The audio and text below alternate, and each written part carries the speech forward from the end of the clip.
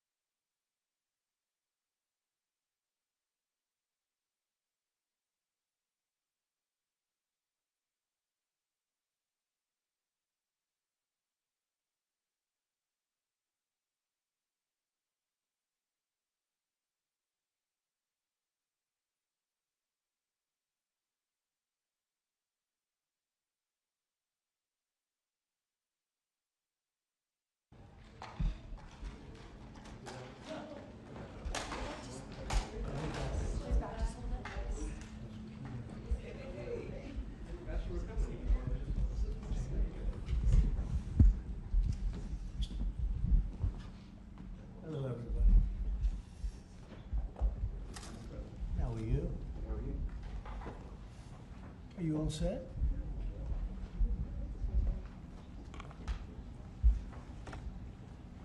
How are you? Thank you very much for being with us. It's a good time for this country. We have the hottest country anywhere in the world. I think you're hearing it from a lot of people, not just from me. We're doing very well in so many ways. And the gentleman on my right, we recruited him. We tried to get the best person. We got a man that you'll hear in a second has done an amazing job with respect to Social Security. He's running it, and he's running it like nobody ever even dreamt possible. And it's the 90th anniversary right now of Social Security. So today we celebrate that 90th anniversary of one of the most significant pieces of legislation ever signed into law, the Social Security Act of 1935, and we're going to make it stronger, bigger and better, really doing a job.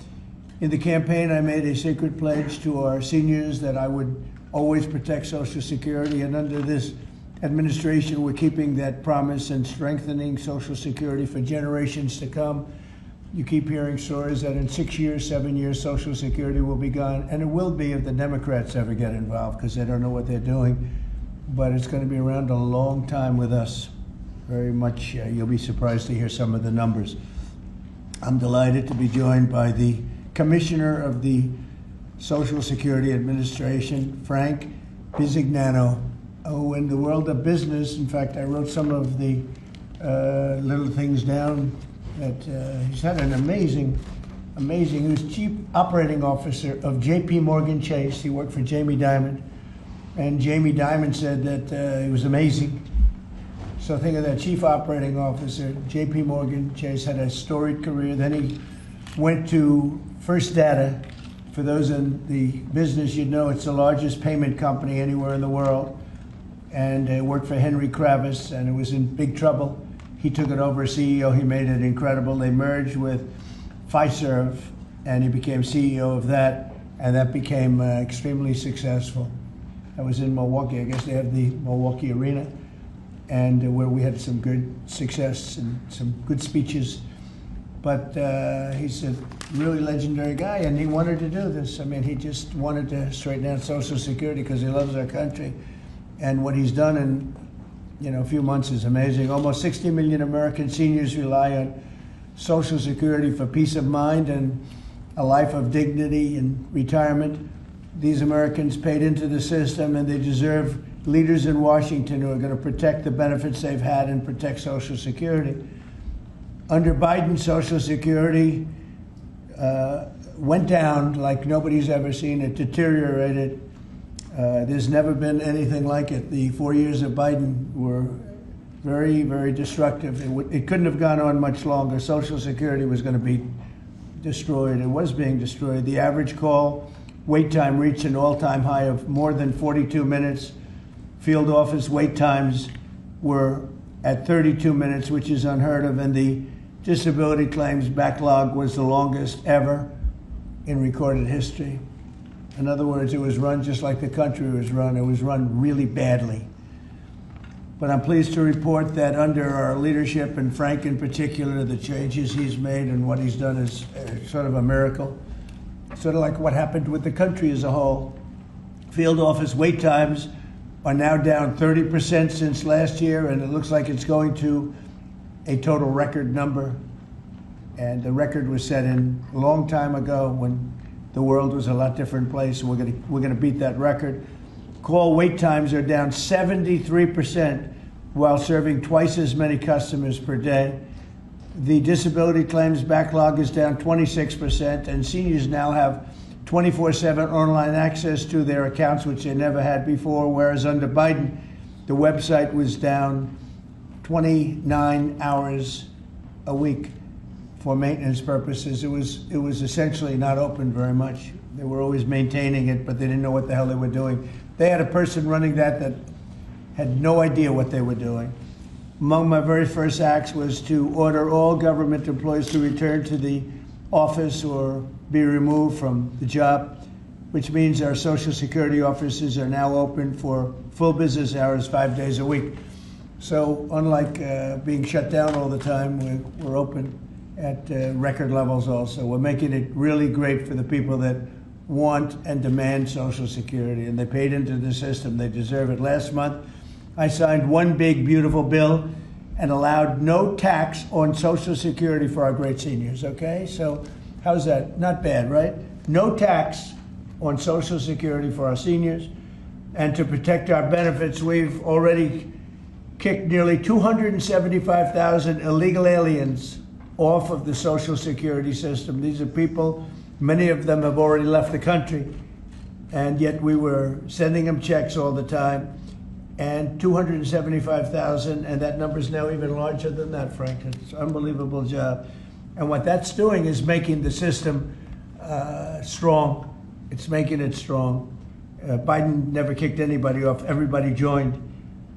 And we're carrying out historic deportations to remove many more illegals committing Social Security fraud. It's the Social Security fraud that was taking place at levels that nobody's ever seen. We cleared 12.4 million names listed in the Social Security database over 120 years of age. Think of that. So we had 12.4 million names where they were over 120 years old. Is that right? That's a hell of a statement.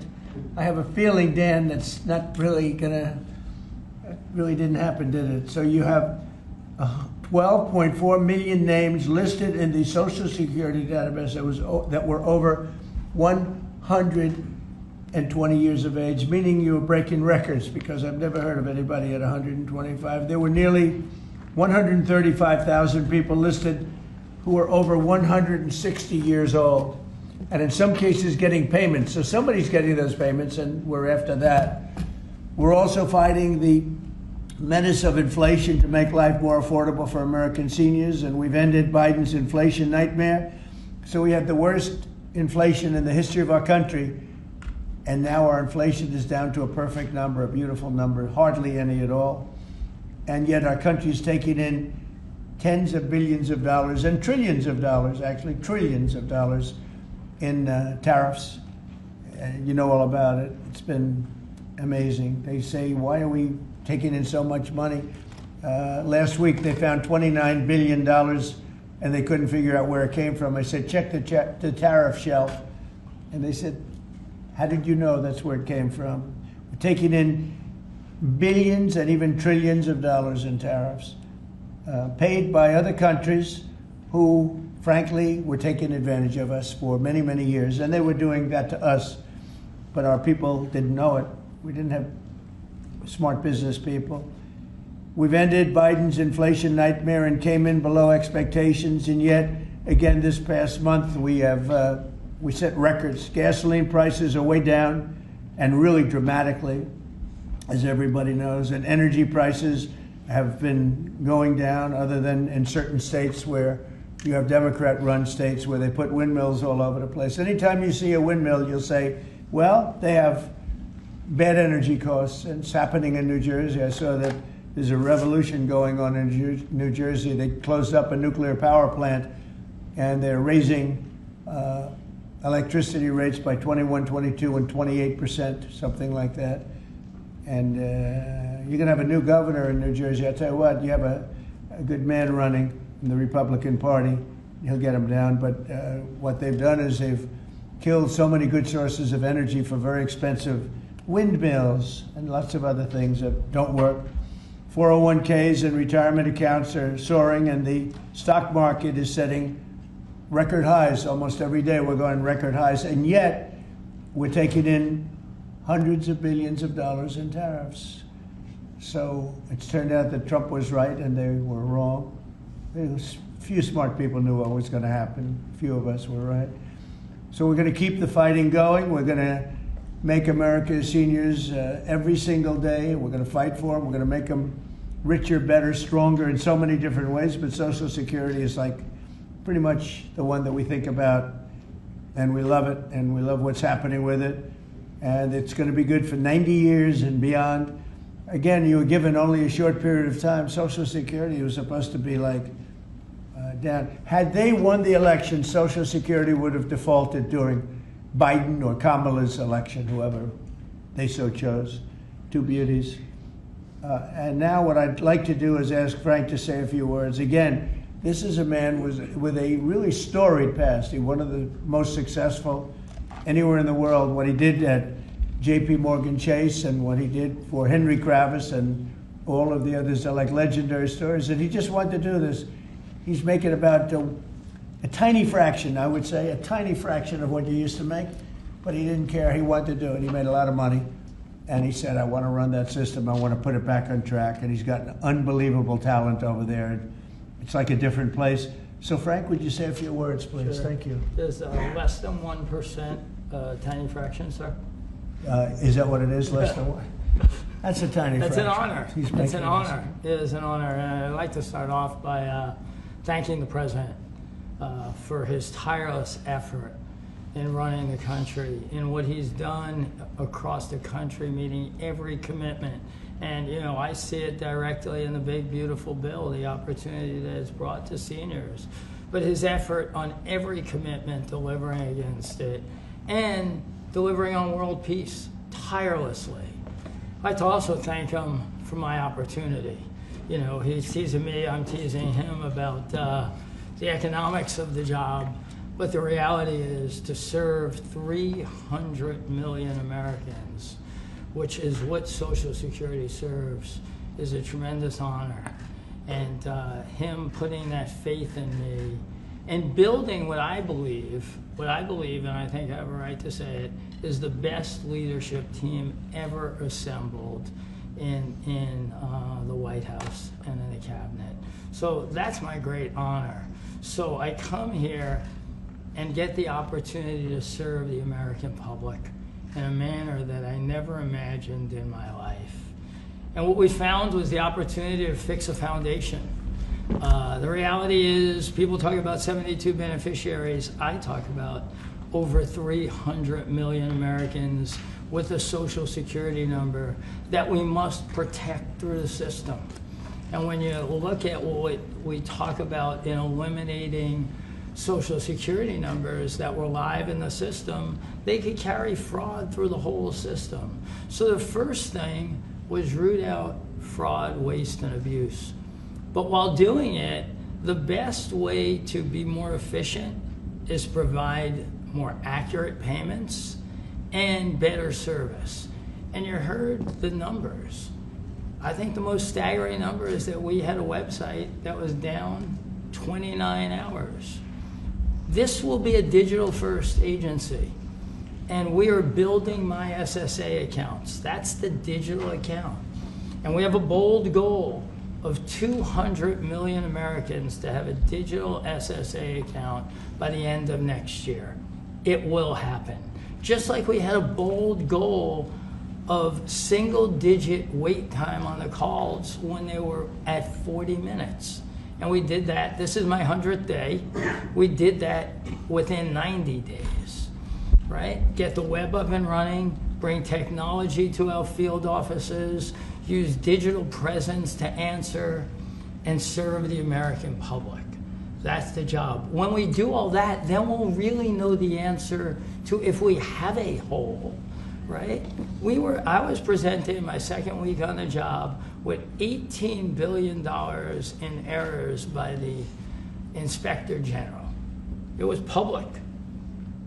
In less than a month, we solved $9 billion of it.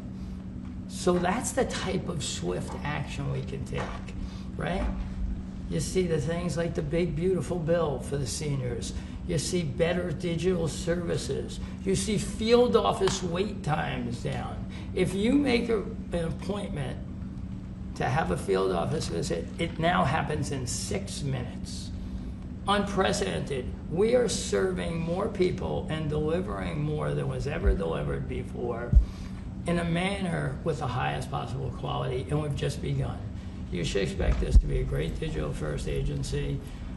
My commitment to make this happen is as deep as the President's commitment to make the world a great place. And you see the fabulous job happening here across America and what he's doing in the world.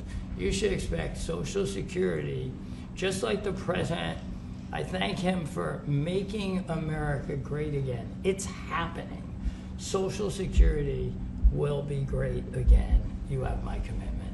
Thank you, Mr. President. Thank you very much, Frank. I'm going to sign the new proclamation, please. Sir, this is a proclamation both commemorating the 90th anniversary of the Social Security Act, the signing of the Social Security Act, and also the incredible accomplishments of your administration fixing and promoting and safeguarding Social Security. And it also obviously mentions the fact that as part of the One Big Beautiful Bill, a vast majority of our senior citizens are no longer paying taxes on their Social Security benefits, as you promised in your campaign and as you delivered for the American people. That's a big factor, isn't it? Huh? Yes, sir. That's great. I think they're very happy about it, too. They're very happy about a lot of things. Good job, Frank. Thank you, sir. And Frank has brought with him some of the most talented people in business, and they were making a lot of money, but they made a lot of money. They had money they didn't have to make anymore, and they just want to do this. They want to have our country become strong and good, and that's what's happening. And we're doing that in a lot of locations, a lot of areas. You deal with some of the people that are commissioners, that are secretaries of state, secretaries of treasury and of commerce, people that were really, really successful people, and they gave all that up to make a very small amount of money. They don't even consider it a fraction. You say 1%, less than 1%. That's pretty good. That's a big pay cut. But Frank is one of the most outstanding of all. His career has been incredible, and you just have to look at what happened at J.P. Morgan Chase and look at what happened with First Data. First Data was the biggest company of its kind in the world, but it was not going to make it. He went in, and it became a tremendous success, and merged into another company, and he became the head of that company. Then he said, let me go save Social Security, because as big as that stuff is, it's small potatoes compared in terms of numbers, right? In terms of numbers, these are big numbers. Government numbers are big numbers. So I want to thank everybody for being here, but I'm really proud of you, Frank. And here's your proclamation, and let's take a look at what that looks like. Signed by the human hand. For a change. That's good, right? Do you have any questions for Frank? How about the questions for Frank? Mr. President. For Frank? Mr. President? Yes, on Social Security. Please. First and foremost, this was a major campaign promise that you had. 2023, it was one of the first Agenda 47s that you put out. It was titled, We Must Protect Medicare and Social Security. Why was this important for both of you to get done, and given the fact that it'll impact millions of lives? Well, it was very important to me because I knew how Social Security, I've been hearing about it for years, long before I came to office, that it was really going to die very shortly, and I had to put somebody outstanding in. And we were talking. I was talking to him on a business sense once, and I said, "This guy's amazing." And he said, "I'd love to help you with Social Security because it's sort of what he does. You know, he takes troubled entities and turns them around, and he did some of the biggest messes in the world, and Social Security in a certain way, I guess, you know, you reported it all the time. In 4 or 5 years, it's going to go bust, but not anymore, it's not. And he's got it turned around so well. The proclamation helps. All of the things we've done help. And he's finding such tremendous fraud where we have illegal aliens. We have people that don't even exist on Social Security now. They don't exist. And what it does, it makes it totally secure and powerful for the people that are on it and need it. And we're very proud of the job he's done, one of the best. Kara Castro from Lindell TV. How are you today, sir? Democrats like Bernie Sanders and Elizabeth Warren continue to peddle the lie and the claim that you're trying to cut Social Security, despite your repeated promises to protect it. Why do you think they keep pushing this misinformation and literally terrorizing the elderly in America that sadly keep watching the very misleading mainstream media? I love your question. I should have called you almost first, but I love his questions also, always. But it's such a good question. It's so vicious what they do. Elizabeth Warren said she was an Indian. We call her Pocahontas. She's a liar. She lied her whole career. Based on the fact that she was an Indian, she was able to get into certain colleges, get certain jobs, get into certain universities to work there. She's a liar and a mean person. She's a nut job. I watched her the other night. She's all hopped up endorsing a communist in New York City. And she was all excited and jumping up and down. She's got to take a drug test. She really does. She's got to take a drug test. There's no way somebody can act that way and be normal. What she's done to our financial institutions, she destroys people. You know that you had a lot of great banks in the Midwest and banks that loaned to farmers and others, and they went out of business. She put them out of business. Stone cold mean. Banks that were open 150 years, family banks that supplied the farmers and manufacturers and others, and she put them out of business. She's a mean, horrible human being. Bernie Sanders is Bernie Sanders. I don't mind him so much. He's just a liberal guy, very liberal guy. He's a wacky guy. He's still sharp. I got to tell you, you know, he's 86 or 87 or something. He's still sharp. You compare that to Joe Biden, it's, you know, sort of what happened. So I don't mind Bernie Sanders. With him, you know what you're getting. You're getting a guy, he's a nasty guy, but he's somebody that, I don't know if I call it a fastball, but he's able to throw the ball pretty well. He's okay. I watched him the other day. He was totally on the opposite side of things. I will say this, the biggest issue right now, and an issue that's really taken hold, is crime, stopping crime in the cities, and the Democrats are fighting the stopping of crime. So I think that's like men playing in women's sports is okay, or transgender for everybody okay. But this is a bigger issue. This is the biggest of all issues. Crime is rampant in D.C. It's rampant in our generally blue-run cities, and they've got to do something about it, or they're never going to win another election. And instead of calling me a dictator, they like to say Trump's a dictator. Trump's a dictator. Well, I had calls from many, many friends, including Democrats. I have a lot of Democrat friends, but they're normal people. And they were thanking me so much for what I'm doing in D.C. They feel so safe already. And you know, at the border, we had 0 people come in, and this is done by a liberal group. They're the people that do it. I have nothing to do with it. 0 people in 3 months. We had 0, 0, and 0 for 3 months. And last year we had millions of people pouring in from all countries, from jails, from drug addicts, gang members, drug dealers by the thousands and thousands. 11,888 murderers, half of whom committed more than one murder. They flowed into our country, and for the last 3 months we had none. And I didn't remember when Joe Biden used to always go, I need legislation. I had no legislation. I just said we're closing the borders, and the whole world understood it because they respect your country again. They really respect this country again. They didn't respect it. When he said it, it didn't mean anything. But now they know it meant a lot. And Mexico does what we tell them to do, and Canada does what we tell them to do, because we had the 2 borders. We have the northern border, the southern border, and they were both horrible. But now it's some people say it's a miracle. Well, what Frank has done with Social Security also is something very special. But what we're doing with crime, which will be your next question, I guess, that's because everyone's they're afraid. Half of the people here, maybe all of the people here, most of you live in D.C., you are petrified to go out. And you're liberal, and if you're liberal, you're going to have to change. You're Democrats, you're going to have to change your ways. So we will have crime under control very shortly in D.C., but they're record numbers. And sadly, what I guess the mayor did, but whoever it was, they asked the numbers to be fudged so that it would show less crime than the fact. The fact is, it's worse than it's ever been, and we will have it just like we did at the border, where the borders are totally in great shape right now, the best ever, record-setting shape. We'll have the crime situation solved in D.C. very soon. And we're also going to beautify the city. We have a beautiful city, but you can't have graffiti, and you can't have roads with potholes, and you can't have the medians, the dividers in the roads falling down on the street. We're going to be beautifying the city, making it really beautiful. We're going to be getting the criminals the hell out of here. We don't want the criminals in Washington, D.C. Mr. President, one on your Putin meeting and then one on D.C. crime. Are you prepared to offer Vladimir Putin access to rare minerals to incentivize him to end the war? We're going to see what happens with our meeting. We have a big meeting. It's going to be, I think, very important for Russia, and it's going to be very important for us, and important for us only that we're going to save a lot of lives. Look, we have, we're not paying any money, as you know, to Ukraine. we're supplying equipment. We're being paid 100% plus for that equipment by NATO. And I got NATO up from 2% to 5% of GDP. They now have billions of dollars.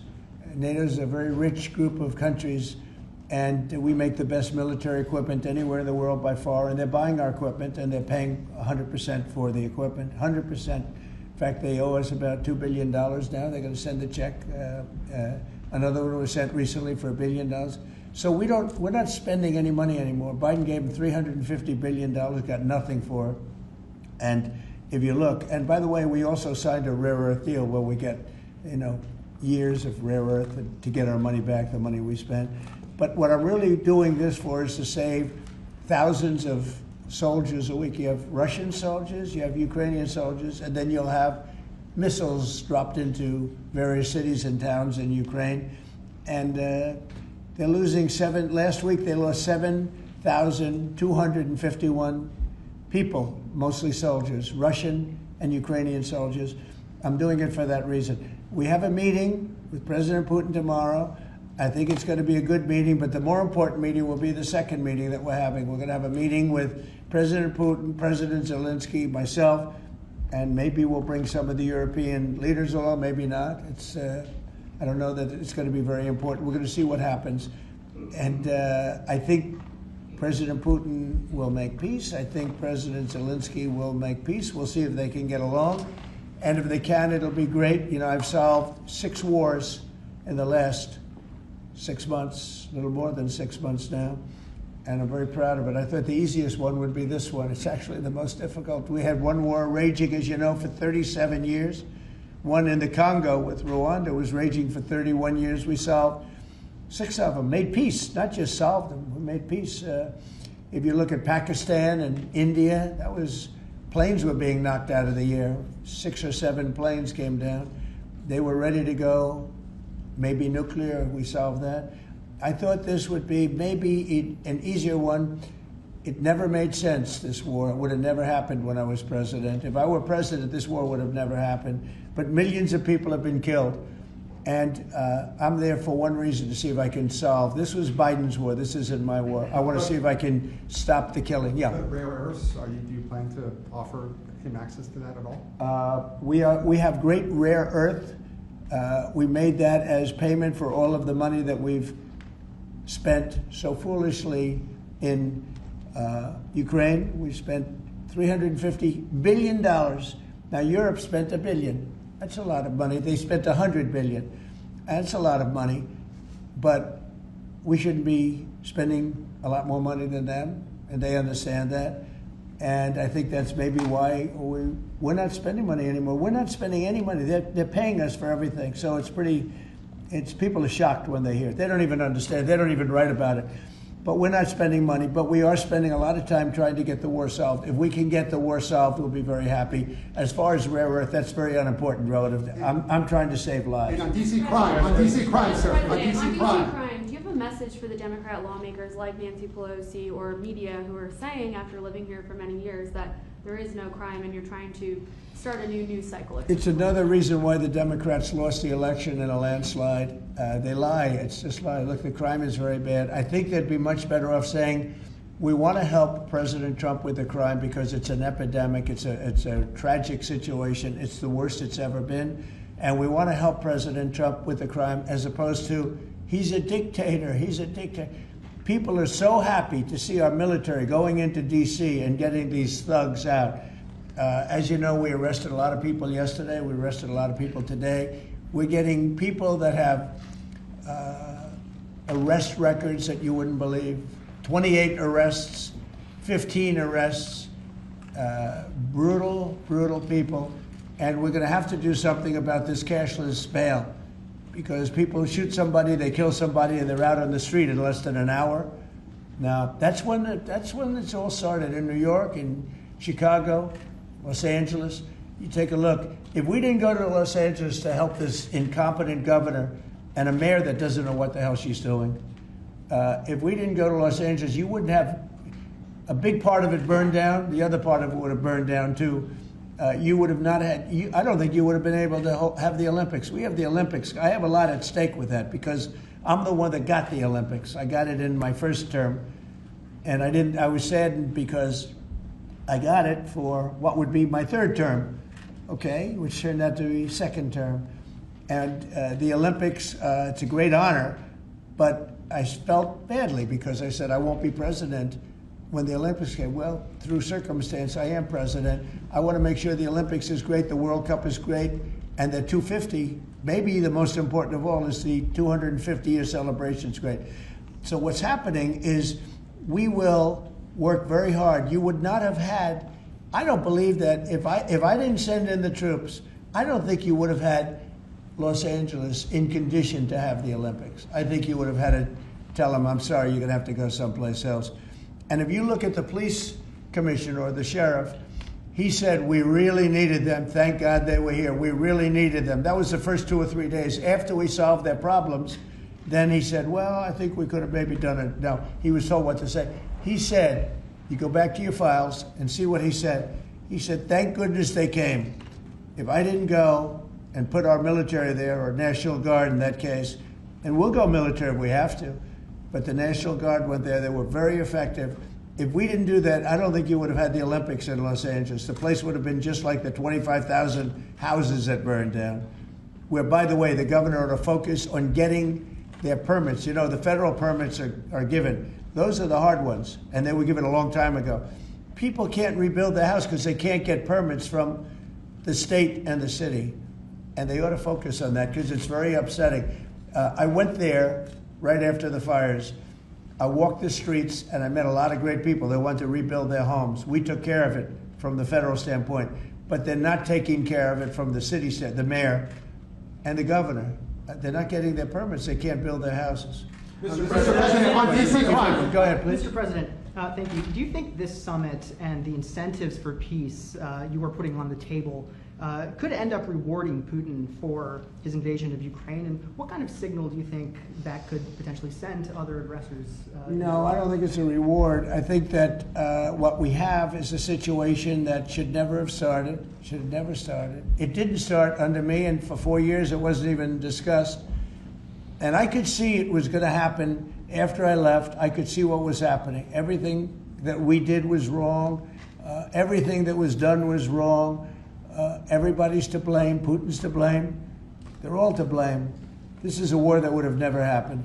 Mr. President, on DC crime, sir. The other question on LA, Mr. President, earlier today, the Washington, D.C. police chief issued an executive order allowing Metropolitan police officers conducting traffic stops to notify federal immigration and customs enforcement about undocumented immigrants that they encounter. Yet the city has a long-standing pro-immigration policy, including allowing non-citizens to vote in local elections. Which is ridiculous. And limiting cooperation with federal immigration agencies. Right. Did your administration pressure the D.C. police chief to review and repeal these policies? And will you require other cities to roll back similar policies to avoid possible federal takeover of local law enforcement? So what you're saying is that it was a very positive thing. When they stop people, they find they're illegal, they report them, they give them to us, etc. That's a very positive thing. I have heard that. It just happened. That's a great step. That's a great step if they're doing that. Yeah, I think that's going to happen all over the country. We want to stop crime. I think if the Democrats aren't strong on this issue, they won't be able to do it. I think this is a bigger issue than all of the other ridiculous things that they, like open borders. Well, open borders is bad. Open borders has caused a lot of this problem, allowing millions and millions. I think 24 million people were allowed to come into our country. Many of these people from prisons, from jails, from mental institutions. This was the Biden policy, and I don't believe it was him. He was never there before. It was the people that encircled this very beautiful desk, the Resolute desk. Radical left lunatics who were smart, but radical left. And I'm very happy to hear what you just said, because I've heard that. And Mr. President, on LA, if I may, the mother of a 15-year-old California boy was briefly detained at gunpoint in a case of mistaken identity. The LAUSD superintendent says that surveillance video shows armed. Trained. I heard the mayor of LA was saying, oh, they're not trained this way. I heard this character from where was he from? They talk about him as a candidate. He's got no chance. The governor of Maryland, I watched him this morning saying that the governor of Maryland, yeah, they say maybe he'll be a president. He's not presidential timber at all. But I heard him today talking about how the National Guard or the military is not trained in police, but they're trained in common sense, and they're trained in not allowing people to burn down buildings and bomb buildings and shoot people and all of the things. They've done a great job. Again, if we didn't send them, and very importantly, if we didn't send them into Los Angeles, the rest of Los Angeles would have been burned down to the ground. When you look at Minneapolis, I sent them into Minneapolis because the governor wouldn't make the call. If I didn't do that, you wouldn't have a Minneapolis. It wouldn't be, I don't think it would be existent today. You remember the famous scene burning over the CNN anchor's shoulder? He said, everything seems to be very peaceful. And behind him, the whole city's burning down. So you had the whack job governor who ran for vice president, who made a fool out of himself. You would have had, I saved that city, I'll tell you, I saved that city. So the bottom line is these are very tough people that are trained in a thing called common sense, and they're also trained in doing what we're talking about right now. And you watch crime stop, but you wouldn't have Los Angeles, it wouldn't be existent today. We would have had to cancel the Olympics if I let that go on. Mr. President, will you pressure Israel to allow journalists into Gaza to cover the humanitarian efforts the U.S. is pursuing? And I'd like to see that happen, sure. Would you pressure? I would like to see it happen. I would be very fine with journalists going in. It's a very dangerous position to be in, as you know, if you're a journalist, but I would like to see it. And on tariffs, Brazil, Mexico, and Latin America are getting closer to China, and they say it's partly because of the tariffs you're imposing those countries. Are you concerned them getting closer to China? No, not at all. I'm not concerned at all. They can do what they want. None of them are doing very well, and what we're doing in terms of economics, we're blowing everyone away, including China. We're doing better than any other country in the world right now. Brazil has been a horrible trading partner in terms of tariffs. As you know, they charge us tremendous tariffs, far, far more than we were charging them. We weren't charging anything, essentially. And Brazil has some very bad laws happening where they took a president and they put him in jail, or they're trying to jail him. And I happen to know the man, and I will tell you, I'm pretty good at people. I think he's an honest man. I think what they've done, this is really a political execution that they're trying to do with Bolsonaro. I think that's terrible. But they also treated us very badly as trading partners for many, many years. One of the worst countries on earth for that. They charged tremendous tariffs, and they made it very difficult to do anything. So now they're being charged 50% tariffs, and they're not happy, but that's the way it goes. Mr. President, on DC crime, sir, on DC crime, are you concerned at all that some federal officers that are helping DC police might be being pulled away from other high priority assignments? Like what? Like what? Terrorism, for example. Oh, really? Terrorism? They'll stop terrorism as part of what they're doing right now. No. The soldiers that we have, first of all, we have plenty of them, long beyond what that you have here. We're just using a very small force. You know, in Washington, D.C., they have thousands of police. They have a lot of police, but the police weren't allowed to do their job. We have a lot of great ones, and you have some that weren't so good, to be honest, but they weren't allowed to do their job. But now they are allowed to do their job, and essentially it's only 2 days, but you look at the numbers already, they're dropping. And no, they're not being pulled off for anything. Mr. President, as you know, there were some very concerning reports about crime statistics. Police are manipulating crime data to downplay crime in D.C. Will the administration release its own crime statistics to counter their misinformation? And will those individuals who are intentionally misrepresenting crime data and fudging the books, like you said, be penalized for endangering the public? They are under investigation right now. They are giving us phony crime stats, just like they gave other stats in the financial world, but they're phony crime stats. And Washington, D.C. is at its worst point, and it will soon be at its best point. You're going to have a very safe, you're going to have a crime-free city. I mean, I say that. You're going to have virtually a crime-free city. And these are strong men, but the criminals are strong men and women, but they're strong men. And these are people that don't play games. We're not playing games. These are criminals we're dealing with. and they treated people. They took one of the people that worked for us the other day. You saw the beating, the pounding, 10 against 1, and they pounded the hell out of him. He's lucky to be alive. He's barely, almost killed. And we're not going to have that happening, please. Tulsi Gabbard declassified more documents last night related to the Russiagate hoax. She's doing a great job, by the way. That was another fake story. I'm very happy with the job she's doing. That's right. They declassified some terrible documents talking about Democrats and what they did. Yeah. Radical left lunatics. It showed that then DNI James Clapper sent out emails to IC officials saying that it would be a team sport to push then the debunked 2017 ICA report, and that it might need them to compromise on their normal modalities.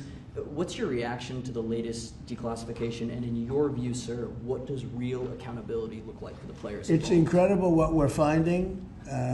Absolute proof of guilt, and we'll see what happens. But Clapper and Comey and that whole group of criminals, they're criminals, and they made it very tough. You know, they did the fake Russia witch hunt that lasted for 2 years, and I got totally exonerated. There was no doubt about it. They should have done it in 1 day, not 2 years, but it was a whole scheme to try and demean Trump so that I couldn't win an election. And that is a criminal group of people. They're sick people, and they're criminals, and they should be taken care of. Mr. President. Does Putin have a strong hand tomorrow? Well, he came to our country, and I heard CNN fake news talking about that was a big win for him. Normally, he would say the opposite, but they said, oh, it's a big win that he came here. Normally, he would say the opposite, you know, he came here. I think that President Putin would like to see a deal. I think if I weren't president, he would take over all of Ukraine. It's a war that should have never happened. If I weren't president, in my opinion, he would much rather take over all of Ukraine. But I am president, and he's not going to mess around with me. Mr. President, on Russia, Mr. President, would you support or agree to reducing NATO troops in Europe, in countries like Poland, in order to get Russia to agree to a peace deal? That hasn't been put before me, and I'll think about that for later, but it has not been put before me. Go ahead. Is anything less than an unconditional and immediate ceasefire a victory for the U.S.? Tomorrow? Yes. Well, tomorrow we'll see. I say, you know, I don't know where that comes from. It's sort of not a good question. I would say that tomorrow all I want to do is set the table for the next meeting, which should happen shortly. I'd like to see it happen very quickly, very shortly after this meeting. I'd like to see it actually happen maybe in Alaska, where we just stay because it's so much easier. But I think that it's going to be very interesting. We're going to find out where everybody stands, and I'll know within the first 2 minutes, 3 minutes, 4 minutes, or 5 minutes, like we tend to find out whether or not we're going to have a good meeting or a bad meeting. And if it's a bad meeting, it'll end very quickly. And if it's a good meeting, we're going to end up getting peace in the pretty near future. Okay? How about one more? Thank you, Mr. President. On the Smithsonian, I know that your administration is seeking to weed out a lot of this left-wing spin that's in the museums, but we're seeing from people like Brian Stelter or other commentators that they're insinuating that you are trying to change history according to your narrative. What's your response to that, and is there anything you particularly like to do? Well, we want the museums to treat our country fairly. We want the museums to talk about the history of our country in a fair manner, not in a woke manner or in a racist manner, which is what many of them, not all of them, but many of them are doing. Our museums have an obligation to represent what happened in our country over the years, good and bad, but what happened over the years in an accurate way. Thank you very much, everybody. Thank you, press. Thank you, press. Thank you. Thanks, guys. Head it out right here. Thank you, press. Thanks, guys. Head out right this way. Right this way. Thanks, guys. Keep coming. You see the video Let's of go, the sandwich thrown at the Thanks, officer? guys. Thanks, guys. Thank you, press. Thank you very much. Thanks, guys. Thank you, press. Let's go. Let's go. Thank you, press. Thank you. Thank you. Keep coming. Here, I'll let you go right here. You can go. Okay. Thank you. Thank you, fellas. Hope you made it look good today, fellas. Sir,